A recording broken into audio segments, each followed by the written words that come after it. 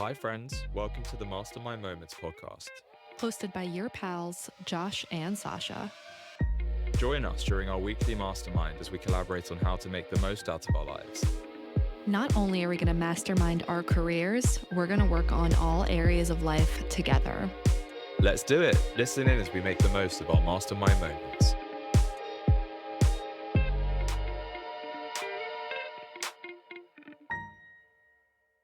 Hi, Danny. Hi, hello. How's everybody doing? Yeah, doing good. I think everyone's going through it right now. Honestly. Yeah. Yeah. Yeah, Everyone's we were going just through it. saying though, it's the time of year. It's always a shitty time of year, but it doesn't help when there's other stuff going on as well. Yeah. I think a lot. I think I've been chatting with both of you pretty consistently forever, but specifically in the last handful of weeks, months, whatever. And I know both of you are going through some shit right now. And me myself, I am too, but in a different kind of way. And I feel great right now. There are things I'm like working on. So we're all going through transitional periods right now, and being in the middle of winter doesn't always help. But before we get into all of it, we'll spin a wheel and chat through.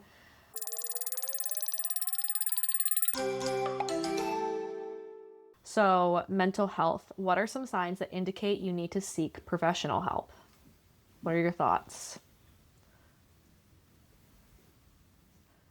What do you think, Danny? How do you know if and when you need to reach out for professional help?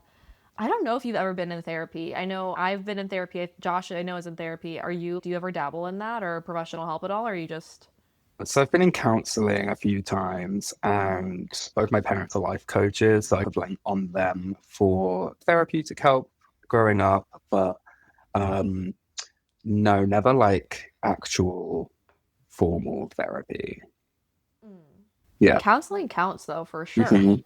Yeah. Yeah, for sure. It was mostly through drama school, and for me, it was like the need to unscramble my thoughts. And I think answering your question, I think any time that you don't feel that the answers to the questions in your head are simple and straightforward and make you feel better is probably the time to seek someone's help. And I feel Yeah. like just even having someone to sit and listen to you. I know you and I send each other like the longest voice notes. I know you and Josh do the same thing. And I think even sometimes I get to the end of that voice note and I'm like, as much as I want to hear, obviously, the response, sometimes you're just like, oh, I feel better because I sent like all of my thoughts into one stream. And sometimes that's enough.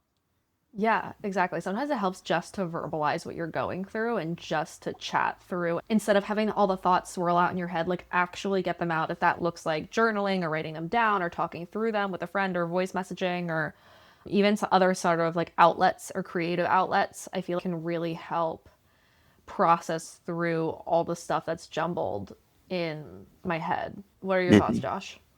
Yeah, I remember, I think it was about 6 months or so ago, I was going through it. I had a lot stuck in my head. And I got into journaling a little bit, but I can't hold a pen properly. So I really struggled to keep that going. And I remember telling you at the time that I'd started audio journaling. So just voice memoing on my phone, just talking to myself. And I remember you being really offended at the time, just saying, "Why don't you just send that to me?" Yeah, fair. which was so fair. But yeah, it's an interesting question because I think professional help, I think it could and should be for a lot of people ongoing.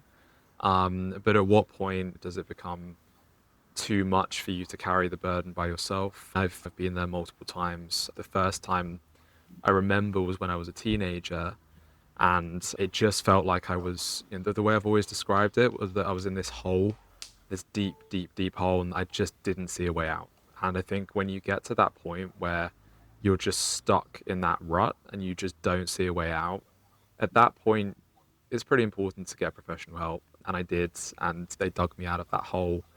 And then there's been other holes that I've been in throughout my life, not quite as deep as that one, where I've then gone and got professional help, and it helps because that's what they're there for. That's what they're professionals at. I think it's when there's just, you don't see a way out, when you feel completely helpless. That's how I felt when I've ended up getting the help. So yeah, it's an interesting question. Yeah, for sure. My mom's a therapist, so a lot of times just chatting with my mom, like sometimes she goes into therapist mode versus mom mode, and I can definitely tell the difference when that happens. But as far as seeking like actual professional help, I think I've been in therapy 3 or 4 different times in my life. Like the first I was in early high school. Like I was very depressed in middle school. No, actually, yeah, first time was middle school is when my parents were separating and I think they put me in there to help with that separation. And I was also like in that period where everyone goes through that at some point with at least one parent, but it was the period where I was fighting with my mom all the time. It was like 1 year we fought all the time.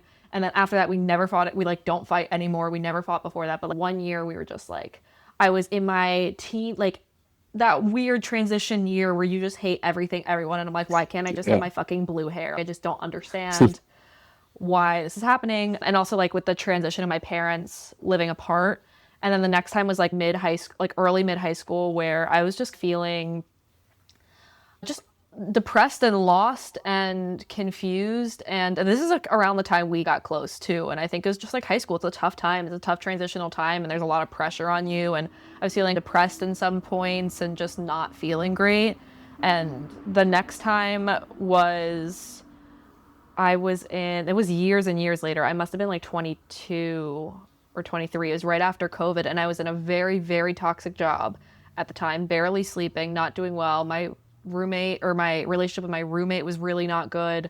But I just remember being in such a dark place during that time. And I think even now, like, I still consider that one of my rock bottom points because every single like situation I'm in post that job or post that living situation has been so much better that I'm not in that place, so I know I'm doing better. And that was such a rough period in my life where everything was just not, like, nothing was working well. And I just was not happy and feeling very lost. And then the past time now that I'm still currently in therapy, I guess now it's been maybe a year and a half I've been in therapy. The first 6 months of this therapist was actually couples therapy with my now ex. And we started therapy because there were a lot of issues we needed to sort out in the relationship. And doing the therapy actually really helped a lot to have that container to chat about everything. And funny enough, 2 hours after our last therapy session together is when our whole breakup started because I never felt so seen or heard in the last session. I was like, wow, I finally feel heard and seen and understood by my partner. And then being able to come home 2 hours later and him being like, actually, I understand all these things about you, but I don't want that. I was like, okay, I'm glad therapy helped bring all of this up to the surface, but it is painful and it's like a good container to have that. And then I've continued on with this therapist since that breakup. So he's been my individual therapist now for a little over a year. I like to say that I got him in the divorce, which is funny because my ex has said now that he like doesn't believe in therapy, but I'm like, okay. And it's been really helpful to have that kind of therapist, especially as I'm in this transitional period in my life, to have that kind of check in.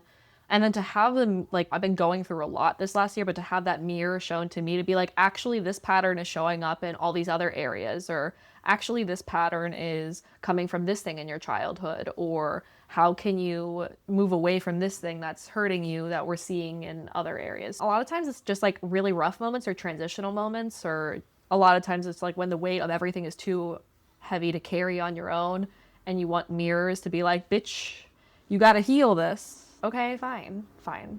Yeah, I'll do it's it. true. It's true. I think the general theme amongst most people is if one area of their life is really at the bottom moment, that's when they might start looking to get therapy. And I think about every time that I've had therapy, and I'm currently in therapy, and that's because mostly because my relationship hit kind of a rock bottom at a certain point, and it was like, Josh, you either go and get therapy or we have to have a serious conversation here.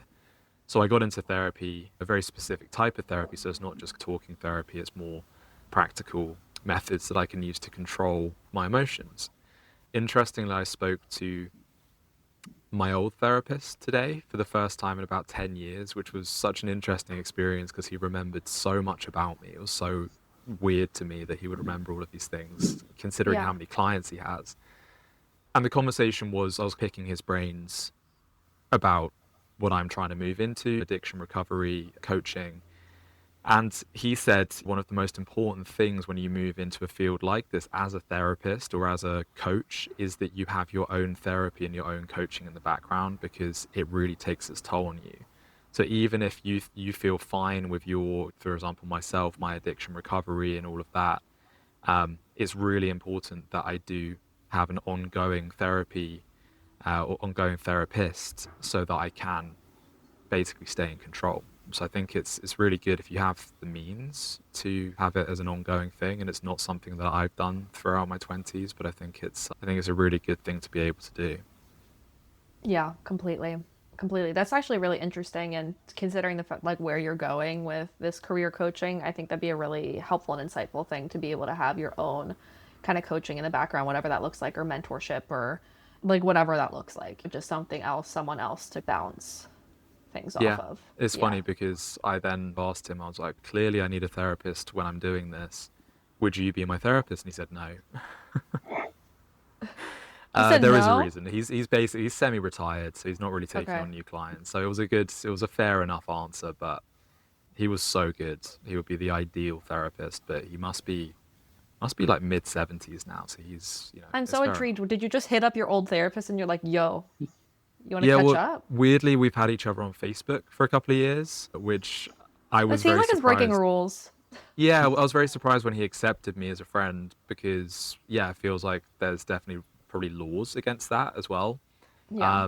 But yeah, I just messaged him on Facebook a few days ago and I said, "This is what I'm trying to do at the moment. Can we have a chat?" And he was very happy to do. It's quite nice.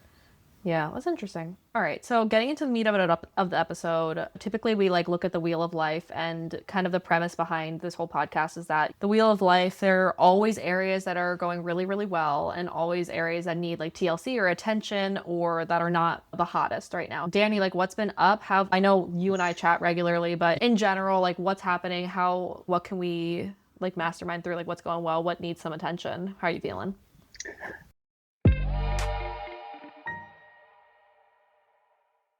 It's a unanswerable question in full because as there's so much to delve into. In the last 6 months, my life's become completely unrecognizable. I've um, changed job, moved house, living with different people in a new area of London. My relationship just completely disappeared. Just everything's different. My priorities have changed. My focus at the moment is completely different. I'm in a different field than I've ever been in. My whole world is not where it was 6 months ago. And it is, yeah, it's a confusing one to get my head around because I think I'm still in the whirlwind. So let's see what comes up and see what happens. Yeah, that's a lot. So it's okay, career's taken a focus. Hearing about the change in your career, I know you're in a much more aligned Mhm. role now than you were before, which I'd say is my guess would probably be like an improvement there, physical environment. I don't know if that's an improvement or not an improvement, but maybe it's just like a change. But I know your relationship is not there anymore, so I'm sure that's taken a Mhm. huge hit. And I think personally, I went through something so similar like a year ago. So when your whole life gets turned upside down, it's really disorienting, and it's really painful and very so much. There's just so much to deal with emotionally and logistically, and the list really never ends. And I will say that for me, at least, something that was helpful, not in every moment, but in a lot of moments, was when life is transitioning and when everything is changing all at once. It is a time to, it's like a call to adventure from the universe being like, okay, Dorothy, here's the tornado. We're gonna whoop spin you around and then drop you off in Oz and watch Mhm. you try on some dank slippers and walk down a yellow brick road and see what kind of friends you make along the way and fight some battles and change your life up. So it's the call to adventure, and it is truly when your life is transitioning and moving around and everything is changing, it's an opportunity to quite literally change your life and to design your Mhm. life in a way that feels really aligned, and to have the opportunity to think about really what do I want, what's important to me, what are my priorities, what are my values, and how can I align my actions and my life to that new set of values, rules, whatever, desires. And then there's also the time and space to crumble and to fall apart and to wallow, because that's a lot of change to go through all at once. And it's really disorienting and really upsetting. And I think personally, from my experience, there's a space for both and both exist at the same time. And it can go from hour to hour, or 1 hour I'm like, yes, life is amazing. Like I could not have designed a cooler life. And then the other 5 minutes later, I'm in hysterics crying into my laptop about how I didn't want my life to change and I was so happy the way it was, and both realities exist at the same time, and it's just navigating the both at the same time, or at least that's what I've Mhm. found. But Yeah, I don't I'm know. definitely a firm believer in the universe making space for what's meant to come by just completely stripping everything that was before. And I think a lot of the changes that happened to me about 4 years ago when I met my partner and when I had gotten into the drama school of my dreams, and I was now like living in the city I've always wanted to live in, and all of this, it all happened because, again, before that, everything had been ripped from me. And it's nice that that had already happened to me before because it gives me a bit of faith in my ideologies this time around. But it's almost like I can't imagine things not improving given how much has changed on the drop of a hat. Like, it's not just like any old, oh, my relationship ended, but I'm continuing with everything else in my life. It is like not one thing around me is the way I remember things being a few months back. And it's given me like open space to, I look at my life and I go, okay, I don't recognize anything. I don't recognize myself. I don't recognize the way I'm reacting to things. And initially, I fell into all my vices and I was like spiraling and just leaning into everything that was going to give me comfort like immediately. But I just thought, okay, if I don't recognize anything and my whole life I've had these goals that I've wanted to do and never been able to achieve them because the version of me that I knew was getting in my own way, it's all of that's gone out the window. You don't know yourself anymore. So it's time to rebuild yourself. If you're not going to recognize yourself anyway, you may as well shift into a better version rather than reverting back to dopamine obsessed, like lazier version of you that was just complicit in your own demise. And it's okay, actually, let me build myself back up. Let me create a version of myself that I want to be.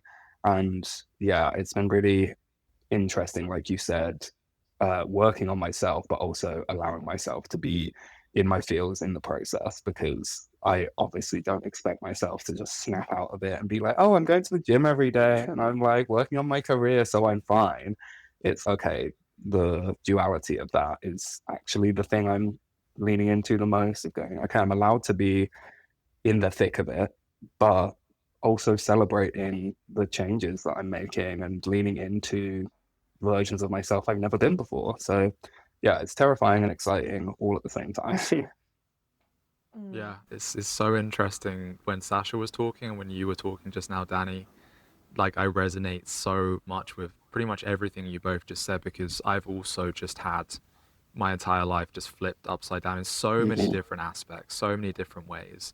So much of my life, just like you said about yourself, Danny, is unrecognizable. And I think for me, I came into this year kind of feeling really sorry for myself and really in my feels and feeling just sad and anxious about the whole situation that I'm in at the moment. But I then decided a week or two in that this is what the universe has in store for me. This is meant to happen and it's building up to something bigger. And there is a reason that all of this is happening right now. And it's so hard to shift your mindset into that because it swings back and forth. One moment I'm feeling really motivated, and the way I've seen, these next 6, 7 months are about rebuilding myself and doing the things that I could never have done over the last couple of years because I didn't have the time, I didn't have the space, I wasn't that person. So really rebuilding myself and rebuilding my life, but it definitely swings both ways. I'm going through phases like that where I'm super motivated and want to change everything. And then I'm going through phases like the last few days, which Sasha has seen firsthand, where it's hitting me like a train and it's really, really difficult. And emotionally, you have to allow yourself to feel it because you can't just say, nope, I'm this person now and I'm going to improve this aspect of my life. I'm going to be this better person, change or make all these changes. The feels are going to come and you have to allow yourself to feel them. Yeah, it's really interesting to hear what you had to say just now. I really lean on what Esther Hicks says when I really love, like, I love forgetting because it makes remembering sweeter again. I love the lows because they make the highs so much better. And I think we've all firsthand experienced that. And I think when you shy away from feeling the lows or just being present in the low moments and going, okay, this is where I am today, or this is where I am in this chapter. If you shy away from it, you deprive yourself from the momentum it gives you to go back up, and you end up just plateauing all the way. And I don't want to live my life knowing that I never reached my highest because I was scared of my lowest. So even in moments like this, I really embrace, if I feel the tunes coming, if I hear a song, like I will turn that shit up and just ride the wave and cry as loud as I can, because I know that the sort of calm after the storm is so much sweeter than the pain that you're in during it. Yeah. Yeah, I think a big problem for me, and I think you both, it sounds like are able to release those emotions Mhm. when they come.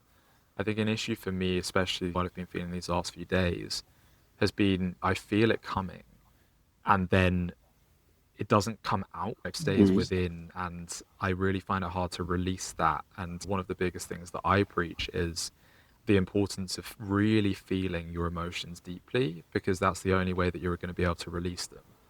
When I sit down to meditate, for example, when I'm feeling really low, suddenly I feel this overwhelming need to start crying, but it doesn't quite come out. I find it builds up and up and up, and I feel this insane tension within me. And I think it's something that Sasha and I have spoken about before, about releasing that emotion. Do you find that it just comes naturally to you? Definitely not. I think I've spent so long with that sort of numb ache that I think we're touching on, where there's something there. And I think sometimes it's appropriate to live in that. Like I've definitely had that a bit even in the last few days, where my emotions aren't at a 10. They don't need to flood out, but I let them bubble and just let myself ride this wave rather than the full roller coaster. But there are definitely moments where you feel like you're almost trying to force that tear out, you're trying to force that scream out, that cry out, whatever it is. And I don't know, it's for me, I have to use certain tools. Like, I'm very in touch with music, and I have to find songs that kind of resonate with me for that to actually get it out. Even with this heartbreak, yes, of course, there's been times where when it was fresh, like I'm just bawling my eyes out because it's such a big like life transition. Whereas more recently, it's been what you're saying, where like I can feel like I want to cry, like something's in there that's like right here, but it's not all the way out.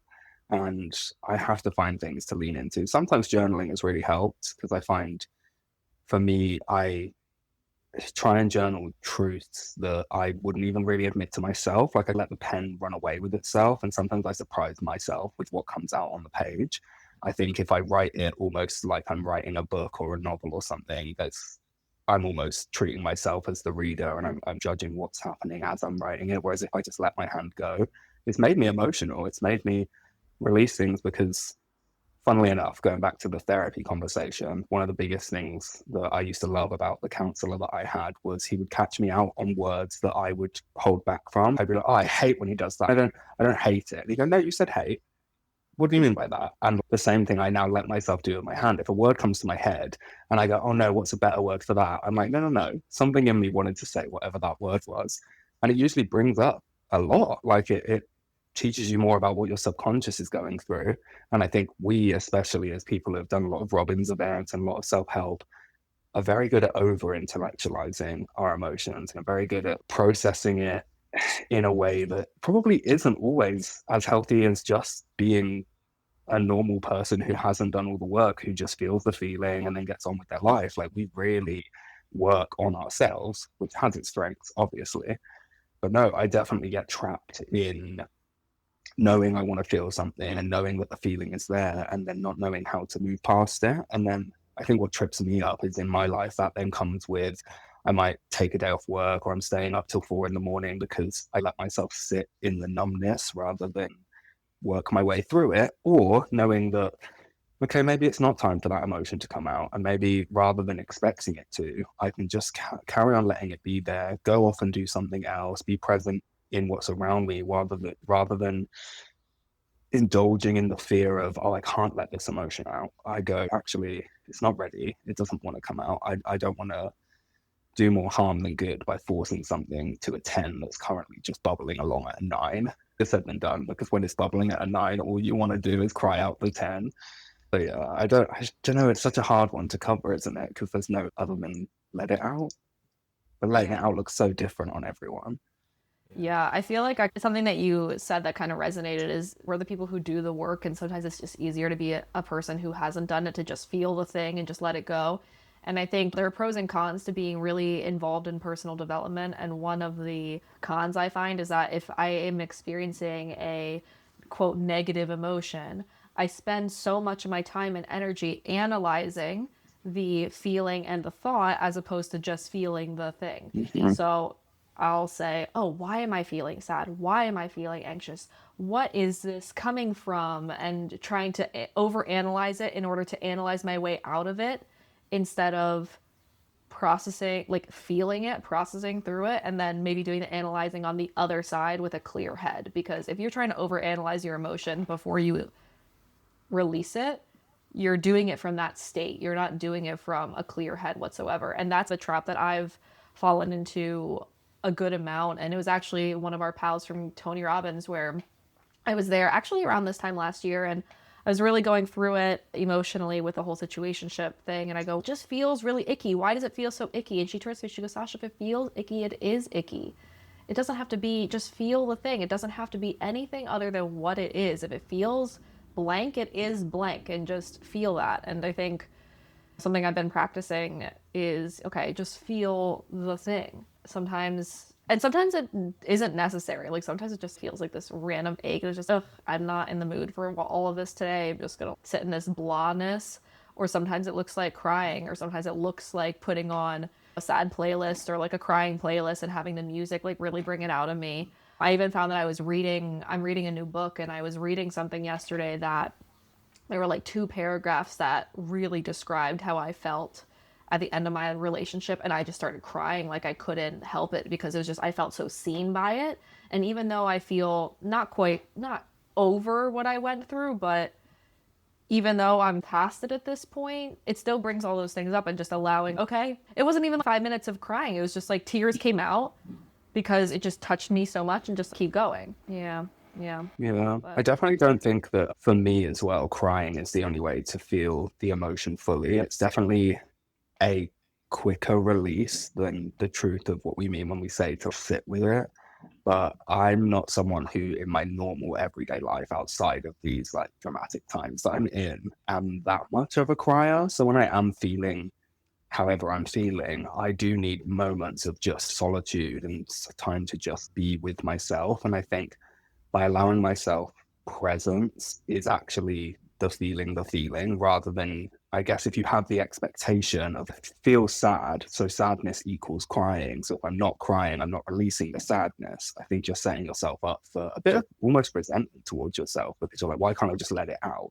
When in reality, letting it out can look like just being there and saying, yeah, I'm sad. And that just looks like this me sat here right now doing nothing. That is sad. And I'm allowed to just be sad. And I don't need to expect my sadness to ramp up because it's already ramped up enough. And I'm sure enough time will go past where my body goes, oh, thank you for sitting with it. I'm not expecting more from me at a time where I don't have more to give, like tears, let's say. But also, thank you for not pushing it down and thank you for not ignoring it. We just got to sit here and be sad. And I think in this, one thing great about my new job is my boss is incredible and he's also training as a therapist and a counselor and so many other things. He's done so much work before, but he will always say, if I'm just having a bad day, he won't just do what a boss does of how can we work through that and get on with it. He'll like sit and coach me through it. And he's so good at just saying, oh, okay, yeah, you're having a sad day. Cool. Good to know.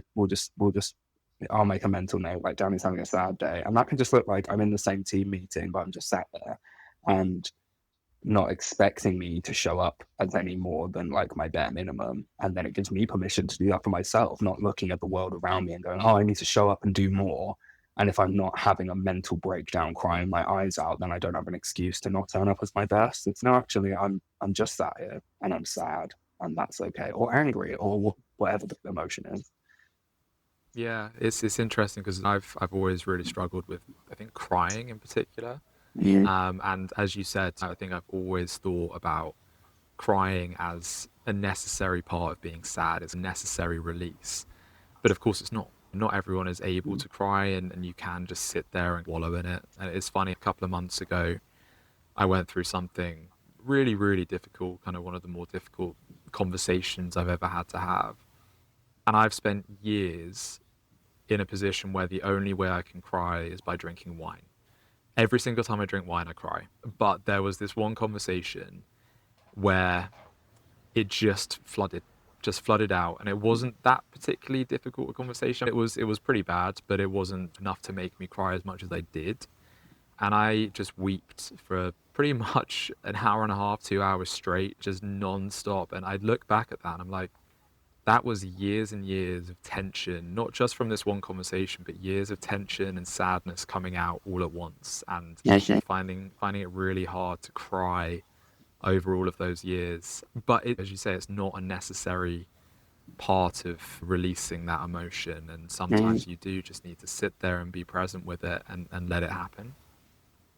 Yeah, I like letting things bubble up in the background. I've been having to do that through this breakup because, like, I started my new job during this breakup. I moved house during this break. Like, a lot of big changes were happening while my emotional situation was coming to the forefront. And so, in order to get on with my day, I had to just look at myself and just go, okay, no, you can't sit and wallow every minute of the day because you haven't built the structure in your life yet to step away from your life. Like, you're literally building it from the ground up right now as this breakup's coming to the forefront. And so I had to just sit back and go, okay, I'm not going to show up today. I'm not going to show up as a good version of me. I don't have to then switch to being a bad version of myself. I just have to allow and trust that I really like the phrase showing up as your favorite version of yourself rather than your best version of yourself. Because I think we all have this idea in our mind of the best version. And usually it's a version of ourselves we've never even been before or strive to be, but have never quite reached. And by turning up as my favorite version, sometimes my favorite version can be a massive bitch. Sometimes my favorite version can be so headstrong on an argument, or sometimes my favorite person is really depressed because I know that if I see that version on that day as my favorite person, and so now I don't also feel bad about the fact that I feel like shit, and I don't feel bad about needing to be depressed or angry or emotional for whatever reason. I'm just like, okay, actually, I love that Danny on that day is the kind of person that can still turn up to work but be really sad all day at work without getting angry at myself or resenting myself or having any sort of extra negative feelings around the fact that I'm not showing up as my best. It's just, okay, cool. I'm not having a good day.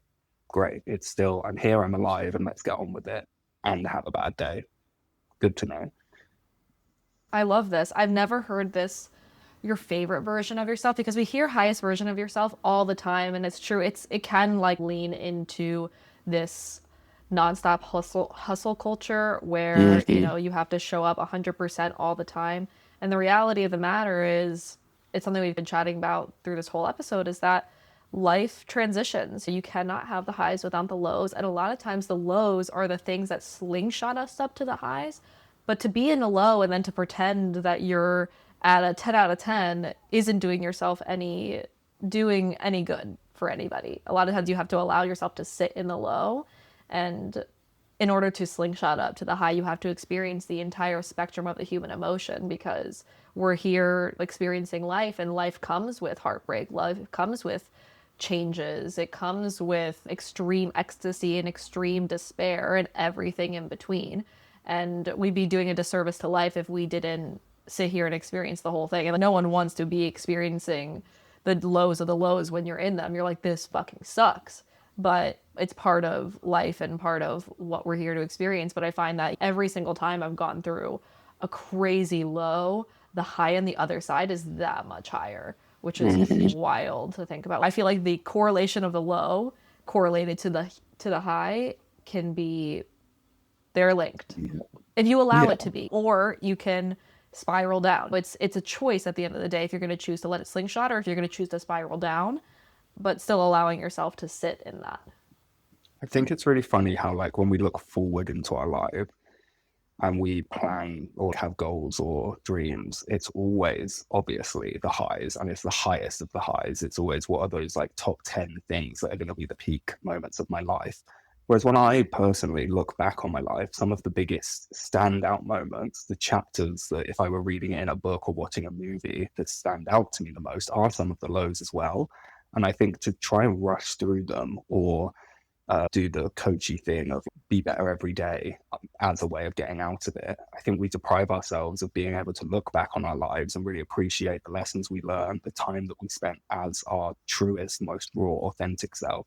Because as we all know, you're just as lost in the clouds in the high as you are in the low. And it is the middle ground where you have the most clarity. So it's not expecting yourself to have the answers in the lows, and it's not expecting yourself to make any changes in the highs. Just like, again, let them happen, because they're the rare moments. And I think what I've gone through, especially in this heartbreak, has been probably the lowest of the lows that I've had.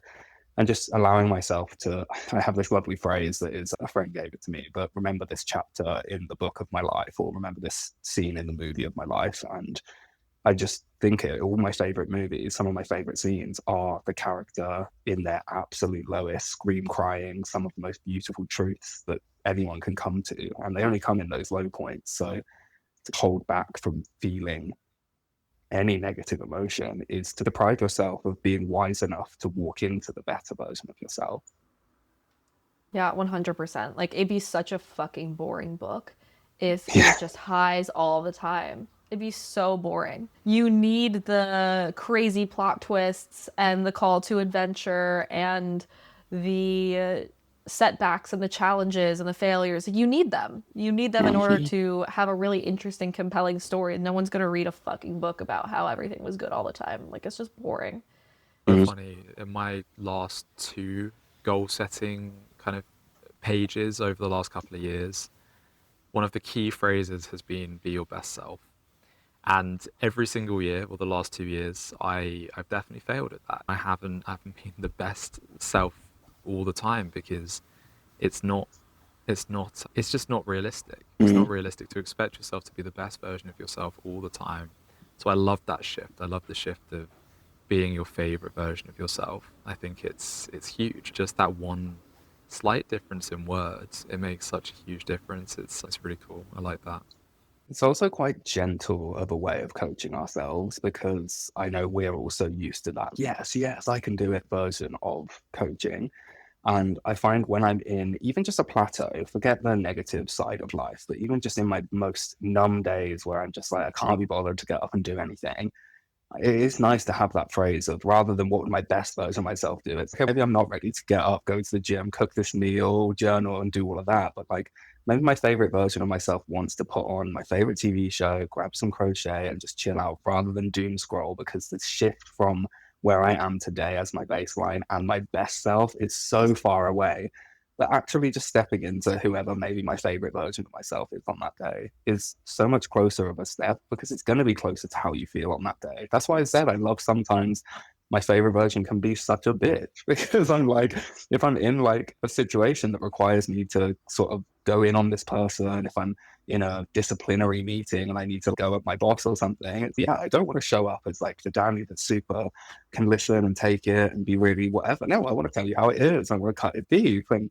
that's okay. And that's so much closer, rather than expecting myself to show up as the best version of me that I've probably never been in my entire life, because the best version of you is a different version every day. And I think even having that standard for yourself of be the best version of myself this year, you're probably always going to fail, because the best version is going to look different every single day.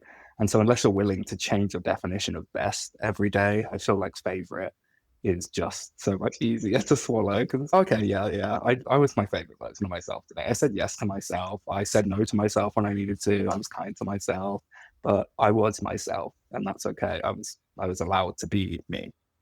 I think that also takes away a huge element of people pleasing as well, because if you're trying Mhm. to show up as the best version of yourself every day, it's what's the best version? What does that look like? Is that the best to you? But then that would be your favorite version of yourself if it's the Mhm. best to you. In my head, if I think I'm showing up as the best version of myself, it's because I'm thinking about other people. So that's also a really interesting shift. Yeah. It's also, too, we get caught in the best version of ourselves. And I was listening to a podcast earlier where it said, you're just focusing on getting better every day. But the better every day might just be a small shift between doom scrolling and sitting and watching something and crocheting, which is such a small shift. And you're still taking downtime for yourself. But one is inherently more positive than the other. And it can look like, yeah, being better every single day. It might not be your best. It might be, it's ideally you have a favorite version of yourself, but being better every single day might mean taking more time for rest or taking more time to sit in your feelings or emotions. And some days it might look like putting in the elbow grease and really focusing on something that's like very goal oriented. But that can look different every day depending on what better is. For me right now in this season of life, both of you know that I'm going through like two major things. And number one is I'm in a career sprint right now where I'm really focused on career and putting in the elbow grease, and I'm just loving it and prioritizing fun while I'm doing that. I'm really enjoying being in this season right now because it feels really good. And at the same time, I'm really prioritizing rest and recovery because I'm coming off of a major surgery, and this is the first time I'm like having to slow down and take my time and be intentional and can't move, like rest, sleep. So sometimes the best version of myself is, oh, okay, I feel like I put in a good day's energy, effort, love into what I wanted to work on today, and I finished early. So I think I'm just gonna watch a podcast or read a book or just chill, go put my feet in the fucking grass, like whatever. So sometimes my best version or my better version or favorite version, it looks like chilling out and taking care of Mhm. myself. I think that's particularly interesting for you because, you know, I think we've spoken about so many times about the best version of you is always working and never doing enough. You always have to be doing more and more and more. So yeah, I think it's such an interesting shift. Again, just like that one word, I love it. It's really cool. It Yeah, and take I pressure off. yes, Yeah. 100%. It takes the pressure off. And it's not necessarily about the same with the highs and the lows on the roller coaster. It's not about the highs and the lows. It's about putting your hands up and enjoying the entire ride. Mm. Or it's not necessarily about the outcome or getting the thing. It's about who you are in the process of going towards the outcome. It's about feeling good about yourself when, you know, you're putting in the energy and love into feeling better about yourself today than you were yesterday. Like really, that's all that matters is, do you feel better about yourself today than you did yesterday? Are you taking care of what you need to today in a more thoughtful way than you were yesterday? That's what it looks like. But yeah, it's an interesting shift for sure for me to prioritize rest and recovery, and something that's not relevant to either of you at all, but See, maybe to the listeners out there, something that really, really helped me, which was a couple weeks ago, I brain dumped everything I felt like I had to do. And then it just in general, in all areas of life. And then I looked at my life through the next quarter, like through the rest of the quarter. And then I time blocked everything and also organized it based on where I'm at in my feminine cycle. And that's really helped a ton. Based on where I am in my feminine cycle, I'm like, okay, these tasks I'm going to do this week because this is naturally what's going to work with my body's systems. And the same thing, like right now, like I'm on my period right now, and period week for me is just rest and reflection. That's it. So my to-do list for my podcast is reflect about your goals, reflect about, journal about innovation, like what, like how do you feel about your performance last month, just sitting and brain dumping and taking a moment to rest and reflect. And that's my only to-do list instead of having a mountain to do. So it's, oh, okay, sat at the park and journaled, and that's what I had to do today, and that feels really good. To be like, um, yeah, period week, let's hang out, let's chill, let's watch a movie, let's take care of ourselves. So it's feeling really, really good for me to just be in this system. But again, not relevant to you guys, but maybe it's like, how can you work with your body's natural rhythms? mhm. Because we're in winter right now, and I know Josh typically goes through pretty intense seasonal depression, and it's like the natural rhythm of life and seasons as well is, well, in winter you're hibernating. That's something that Adam talked about on our episode with him. He brought up, he's in winter, we're in hibernation. Like we are animals, and they go into a hole and they sleep and eat for months at a time. So why are we expecting ourselves to be holly jolly go-getter hustlers when in nature you need to work with the seasons of life and the seasons of nature? We're naturally going to be resting more and hibernating more. So I don't know if that's something also too, Josh, with your kind of seasonal depression, if that's something to consider. Yeah, I mean, I think, especially at the moment when I'm trying to make all these big shifts, I'm putting a huge amount of pressure on myself to perform and to be being productive every single day.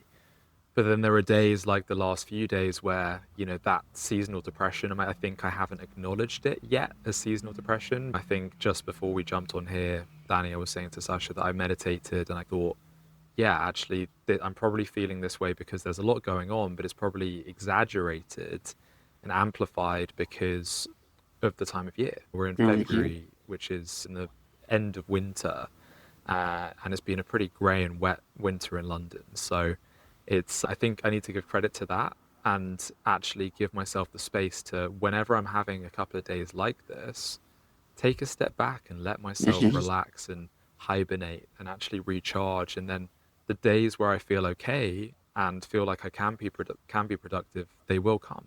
They will come, and I just have to allow myself the space when I'm not feeling up to it to allow myself to just do nothing. I think it's really important for everyone to not pile that pressure on themselves. I also Yeah. think I was looking outside the other day and I was like, oh my God, it is so grey. And I was feeling that sort of, I think with the breakup and stuff, I was so in my head about, oh, I'm just letting the world be grey. And I'm like looking for the grey and not seeing the colour. And then the other day I think I was on TikTok or Instagram, and this news report came up saying this is the first time since the 50s that the UK has had no dry days in like the first, like for this long. Like there's not yet in 2026 been a dry day in the UK. And I was like, oh, actually, the country is great. I'm allowed to step back and go, okay, my surroundings are having an effect on me. And we also have to then look at, especially here in the UK, like it's so dark. Like it's so dark this time of year, and when summer hits, it's not only do you feel brighter, but you have so many more hours to do everything you want to do, whether you wake up early or stay up late. And I know as a night owl, like I spend most of my most productive hours at this time of year just in the dark. And I'm expecting myself to, even after we do this, I've got to cook, I need to shower, I've got to go on my second long walk of the day. Like all of these goals that I probably, like you're saying, shouldn't be doing in hibernation season. But I'm doing them in blow up post breakup season. Yeah. But I'm like, okay, I don't feel like doing all of that because I'm looking at my window right now and going, it might as well be midnight and I may as well be in bed despite it being like nearly 7 o'clock.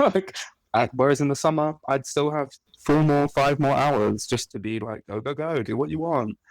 So yeah, that reminds me hearing about the rain and acknowledging the time of year just to be like, okay, on the days when you don't feel like doing it, just don't do it. Like be less. Don't be your best, be your favorite. My favorite self might just want to curl up.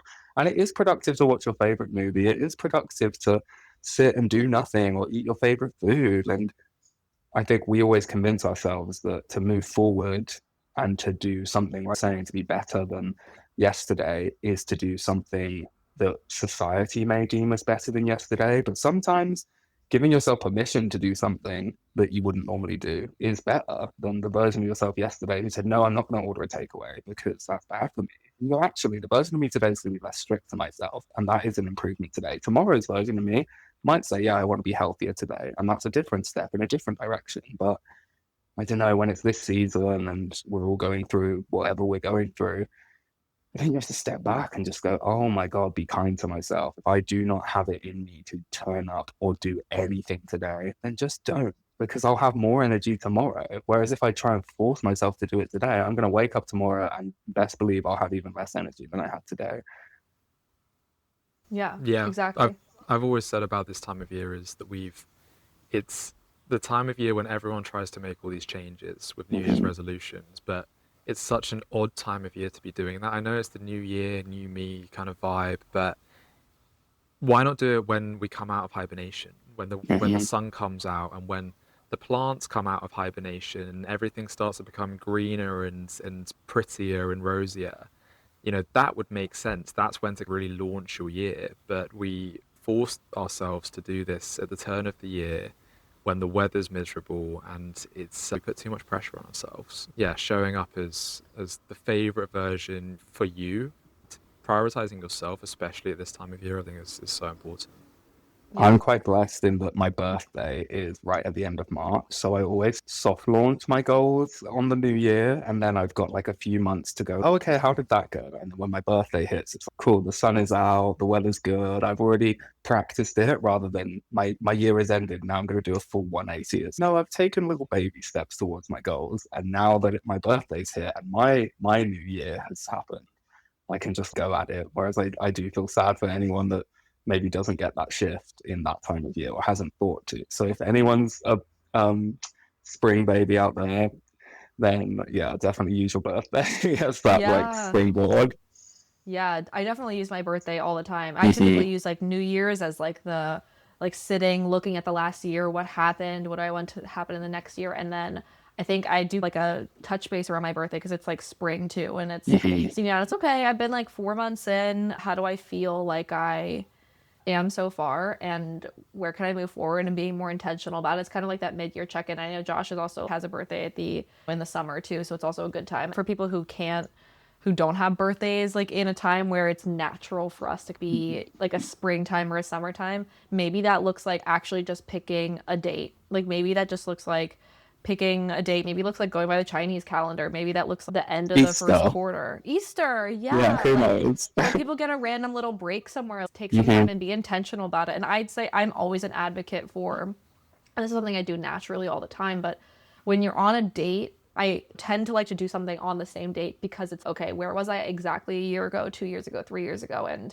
if I think sit here and I'm like, okay, if I think, especially this time of year for me, because this time of year for me has always been very wrapped up in whatever relationship I've been in. My last relationship, our anniversary was Valentine's Day. My relationship before that, our anniversary was the day after Valentine's Day. So mid-February for me has always been very much so wrapped up in a boy and wrapped up in everything else. And to sit there and think about that, and for me to be like, oh, this is the first time in my adult life in over a decade at this point that I haven't been wrapped up in this aspect of my life is really interesting and different. But to be able to have that time period to be like, oh, like this time every year is this is what it's been, and this is like the first time I'm trying to transitioning and doing something new, and that's pretty cool to think about. So I suggest like doing it around the same time every year. That way you have a benchmark or a touchstone to base yourself and base the data off of that. I also think social media is making that a lot easier because every app will go, oh, 3 years ago on this day, you were doing this. And it kind of Yeah. forces you, if you're willing to reflect on it, to just take that time and go, wow, I was that person. And now we have photographic evidence. Wow, I looked like that. I was with that friend. I dressed like that. And then to go, wow, I came so far, even though I feel like I've only taken a few steps. But my God, if you could go back to imagine if you went back to when we all did our first year at GYLS and just go, this is what your life looks like, and you show them a snapshot, you wouldn't believe it because not only is it not necessarily the image that you expected, but also so many things that you would have never planned that you could do have all come to fruition. People you never expected to meet meant so much to you. Things that you thought were so important now you wouldn't even care about, and you're like, oh no, I let go of that. Yeah, of course you let go of that because now you get this. So it's just so nice to look back and just go, oh, actually, it may not be what I expected it to be at this point, but it's just its own unique, unexpected version. Yeah. I was listening to this podcast yesterday, and one of the quotes it said was that fuck other people and their opinions. And obviously, this is not exactly a direct quote, but you shouldn't really care about what other people think and about the external forces. There are only three people you need to make proud. And number one is little, like a younger version of you. Pick an age, any age. Like, I think high school me and elementary school me would be so jazzed at and so ecstatic about what I'm doing now. Oh my God, high school, like literally any version of me, if they saw my wardrobe, they'd be like, oh my God, that's the coolest shit ever. You're telling me you love everything in your closet. Like, I would just be so geeked out. And so it's the younger version of you, pick an age, any age, something that resonates. The you on your deathbed and the you were yesterday, tomorrow. Like, the you right now, or like yesterday, tomorrow. Are you feeling like your favorite self compared to yesterday? Are you proud of what you did, whatever, the next day? So it's like those are the only three people that you need to take care of. It's okay. Is the life I'm living right now making either the older version of me, the younger version of me, or me yesterday happy? Yeah. Okay, great. Let's go on. I do a lot of thanking myself for the day before. I've made that a conscious effort. If I get up and I've already put my laundry away from yesterday, obviously the day that I was doing it, I'm having the conscious thought of, Danny, tomorrow will be so happy that I did that. But I will out loud say, oh, thank you, Danny. I'm so glad I don't have to put those dishes away or whatever it is, because it's like giving yourself that gratitude. And if you're not doing that, you're kind of just raw dogging your way through the chores, and they're always this thing that you're just like, oh, I have to do that, I have to do that. And it's actually, you tomorrow won't have to do that. So you'll be very, very grateful that you did it today. And I think when you do it in those small stints, it kind of reinforces doing it for the big things. And it's even going right back to the therapy and stuff. Sometimes you don't want to do it, or you don't have the time, or you don't have the money or anything. But if you can find a way, it's in whatever way going and seeking help looks like, the you of tomorrow will wake up and be like, oh my God, I'm so glad I got that off my chest. And by vocalizing like, oh, thank you, Danny, that was so good, well done. It means so much.